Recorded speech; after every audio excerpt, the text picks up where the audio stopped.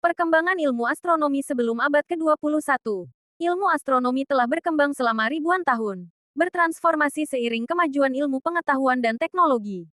Perjalanannya dimulai dari pengamatan sederhana hingga menjadi ilmu yang sangat kompleks.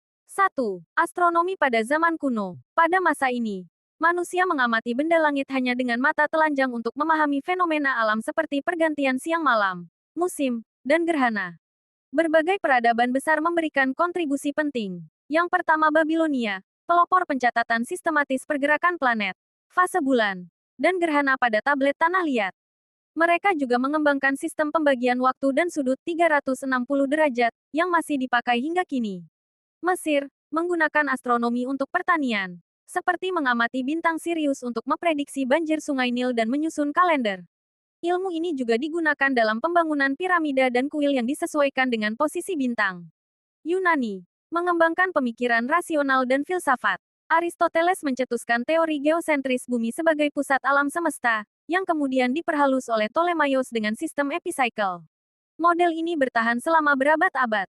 Cina, mencatat fenomena langit seperti komet, supernova, dan gerhana dengan sangat rinci. Catatan ini menjadi sumber berharga bagi ilmuwan modern. Meskipun terbatas tanpa alat canggih, pengamatan zaman kuno menjadi dasar penting bagi perkembangan astronomi selanjutnya. 2. Astronomi pada abad pertengahan. Perkembangan pesat terjadi berkat kontribusi ilmuwan dunia Islam. Karya-karya Yunani kuno diterjemahkan ke bahasa Arab, terutama di Baitul Hikmah, Baghdad. Ilmuwan Muslim tidak hanya menerjemahkan, tetapi juga melakukan penelitian sendiri. Al-Batani, menghitung panjang tahun matahari dengan akurat dan memperbaiki perhitungan astronom Yunani, serta menyusun tabel astronomi yang berpengaruh. Al-Biruni, meneliti pergerakan benda langit dan mengukur ukuran bumi dengan metode ilmiah maju pada zamannya.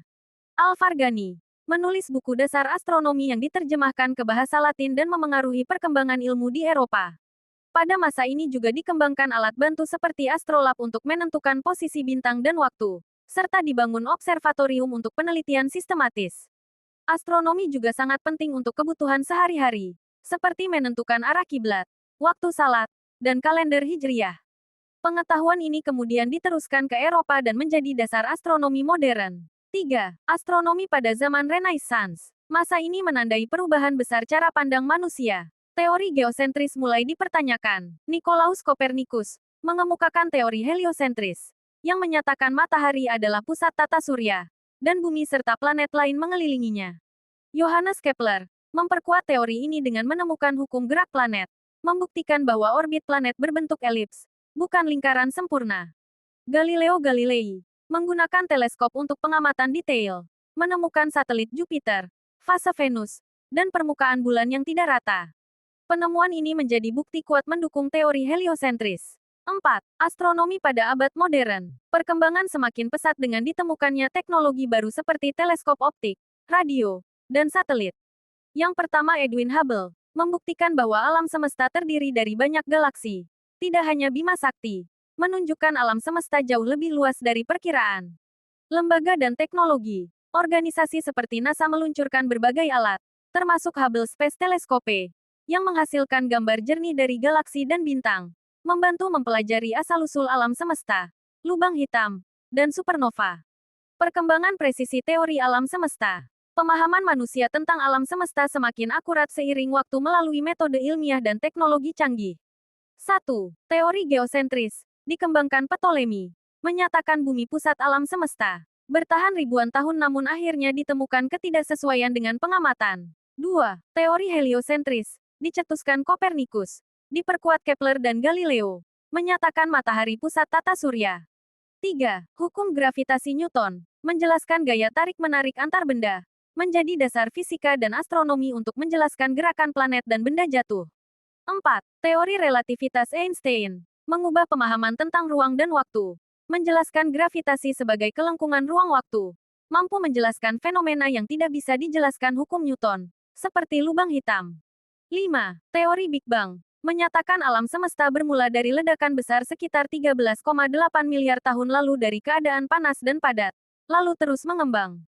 Penelitian modern juga menemukan adanya materi gelap dan energi gelap yang berperan besar dalam struktur dan perluasan alam semesta. Eksplorasi alam semesta. Manusia mulai mempelajari ruang angkasa secara langsung dengan teknologi canggih sebagai berikut. 1. Peluncuran satelit. Dimulai dengan Sputnik 1 Uni Soviet. 1957. Satelit digunakan untuk penelitian, komunikasi, navigasi, cuaca, dan pengamatan bumi serta fenomena luar angkasa. 2. Misi pendaratan di bulan. Puncaknya adalah misi Apollo 11 NASA. 1969, di mana Neil Armstrong dan Buzz Aldrin menjadi manusia pertama yang mendarat di bulan. 3. Penjelajahan planet.